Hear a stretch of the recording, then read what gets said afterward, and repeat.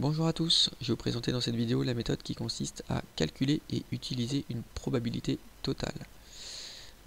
Si je prends l'exemple de cet arbre ici, avec deux issues, l'événement A et l'événement A bar, qui est suivi par l'événement B et B bar à chacun des deux événements, en fait je me retrouve avec toujours P2A et P2A bar, et toujours avec des probabilités conditionnelles ici sur la deuxième partie de mon arbre.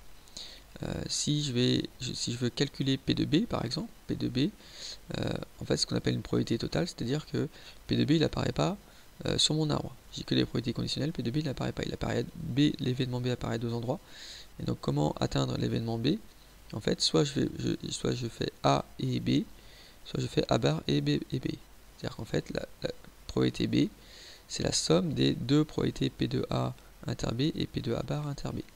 En fait, P de A inter B, c'est la probabilité du premier chemin, plus la probabilité du deuxième chemin qui est A bar et B. Donc en fait ici, la règle de la somme que j'ai écrite juste ici, c'est le fait d'additionner, de faire la somme des probabilités des différents chemins qui correspondent à l'événement concerné. Donc ici en l'occurrence l'événement B.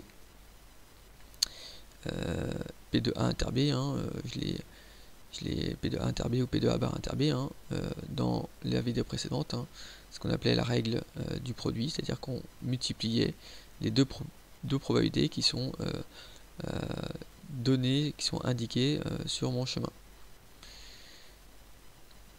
Dans un lycée, j'ai pris un exemple, dans un lycée, il y a 30% d'internes, 20% d'externes, et le reste sont demi-pensionnaires. J'ai 25% des internes qui participent à la chorale, 10% des externes qui y participent, et 15% des demi-pensionnaires qui participent à la chorale. Donc on rencontre un élève au hasard. Le but c'est de traduire dans un premier temps cette situation avec un arbre pondéré. Donc j'ai trois possibilités au départ. Soit l'élève il est interne, donc je vais l'appeler par exemple l'élève est interne, je vais l'appeler I. Soit l'élève est externe, donc l'événement je vais l'appeler E. Soit l'élève il est demi-pensionnaire, l'événement je vais l'appeler D.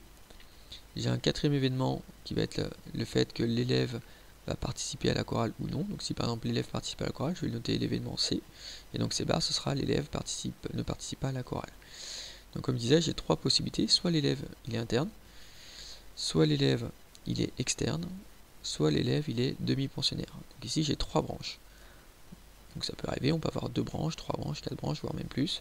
Ici j'ai trois branches, j'ai trois possibilités. L'élève il peut être soit interne, soit externe, soit demi-pensionnaire. S'il est interne, il peut participer à la chorale, mais il peut aussi ne pas participer à la chorale.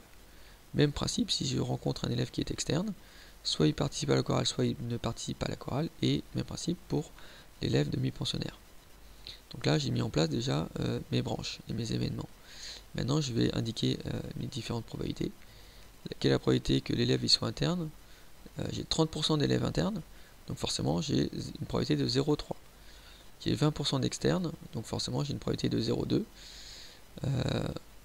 Pour la probabilité de l'élève demi-pensionnaire, de tomber sur un élève qui est demi-pensionnaire, ça on va pouvoir la calculer juste après. Je vais d'abord indiquer toutes les probabilités qui sont indiquées dans mon énoncé. Ici j'ai un nombre qui est 25%. 25% des internes participent à la chorale. Donc si je sais que je rencontre un élève au hasard qui est interne, j'ai 25% de chance qu'il participe à la chorale. Donc en fait, la probabilité ici 0,25, c'est la probabilité que l'élève participe à la chorale, sachant que c'est un élève interne. Même principe pour le reste de mes nombres, 10% des externes y participent, donc j'ai une probabilité de 0,10 ici. Ouais, 0,10 c'est la probabilité que l'élève participe à la chorale, sachant que c'est un élève externe. Et pareil, 15% P de C, sachant D, qui est 0,15. Ça, ce sont des probabilités conditionnelles. Maintenant, je vais pouvoir en déduire les probabilités qui me manquent, donc je fais la règle de la somme, c'est-à-dire que la somme des probabilités qui sont associées, qui sont liées au même nœud, donc j'ai un nœud ici avec trois branches, donc la somme des trois branches, des trois probabilités qui sont sur mes branches, doit faire 1. Donc 0,3, 0,2, donc forcément il me manque 0,5. D'accord, on fait 1 moins 0,3 moins 0,2, je trouve 0,5. Même principe ici, je vais faire la règle de la somme, donc 0,25 il va me manquer 0,75, 1 moins 0,25 qui fait 0,75, 1 moins 0,1 qui me fait 0,9, et 1 moins 0,15 qui va faire 0,85. Donc là j'ai complété entièrement mon arbre par mes événements et par mes probabilités. Donc là j'ai bien un arbre pondéré qui représente bien la situation. Question 2. quelle est la probabilité que l'élève rencontré participe à la chorale? Donc là, la probabilité qu'on cherche, en fait, c'est P2C. Quelle est la probabilité que l'élève rencontré participe à la chorale? C'est P2C, il n'y a pas de souci. Par contre, l'événementiel, on le rencontre à 3 endroits sur mon arbre. Et comme j'ai dit tout à l'heure, les probabilités qui sont indiquées ici sont des probabilités conditionnelles, donc ce n'est pas P2C. P2C, en fait, il y a 3 possibilités. En fait, première possibilité, soit c'est un élève interne et il participe à la chorale, donc ça va être I inter C. Soit il est externe et il participe à la chorale, donc ça va être E inter C. Soit il est demi-pensionnaire et il participe à la chorale. Donc si on fait en fait la somme des chemins, c'est-à-dire qu'en fait j'ai un premier chemin qui est I et C, deuxième chemin E et C, et troisième chemin D et C. Donc là on fait la règle de la somme. Ce qu'on appelle la formule des probabilités totales. Donc maintenant ce qu'il faut pour en déduire P de C, il faut que je calcule séparément mes 3 probabilités des intersections. P de I inter C, en fait ça va être 0,3 fois 0,25, en fait si je fais la règle du produit, donc ça va être 0,3 fois 0,25. Pareil, cette formule là, je l'ai expliqué un peu plus en détail dans la vidéo précédente, la méthode précédente. Donc je multiplie en fait, la règle du produit, je multiplie les probabilités qui sont indiquées sur mon chemin. Donc 0,3 fois 0,25, je trouve 0,075. Même principe pour P de E inter C, donc ça va être 0,2 fois 0,1, je trouve 0,02. Et troisième chemin, la troisième façon d'avoir tombé sur un élève qui participe à la chorale, c'est que cet élève soit demi-pensionnaire, donc P de D inter C, et donc je trouve 0,5 fois 0,15 qui me donne 0,075. Maintenant, j'ai plus qu'à remplacer dans ma formule que j'avais indiquée en haut. Donc P de I inter C, c'est quoi? C'est 0,075. P de E inter C, c'est 0,02. Et P de D inter C, c'est 0,075. J'ai remplacé dans ma formule les 3 probabilités que j'avais calculées. Maintenant, je prends ma calculatrice ou je fais de tête, et je trouve P de C égale 0,17.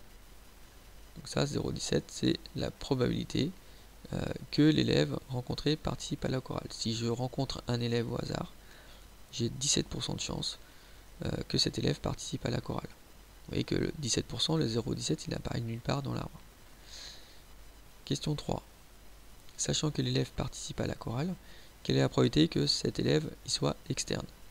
Donc là, déjà, on va essayer de le noter avec la notion d'événement. Donc c'est P de E. Quelle est la probabilité que l'élève soit externe? Donc P de E. Et le sachant, on va le mettre ici. Sachant que l'élève participe à la chorale, donc le sachant C, parce qu'il participe à la chorale, ça va être, le C va être ici en indice. Et donc P de E sachant C, c'est quoi? Si je prends ma formule, c'est P de E inter C. Donc la formule c'est pareil, elle a été vue dans les vidéos précédentes. P de E inter C, c'est toujours l'intersection de mes deux événements, E inter C ou C inter E, peu importe l'ordre, divisé par l'événement qui est en sachant, donc divisé par P de C. Maintenant, P de E inter C, on l'avait calculé dans la question précédente.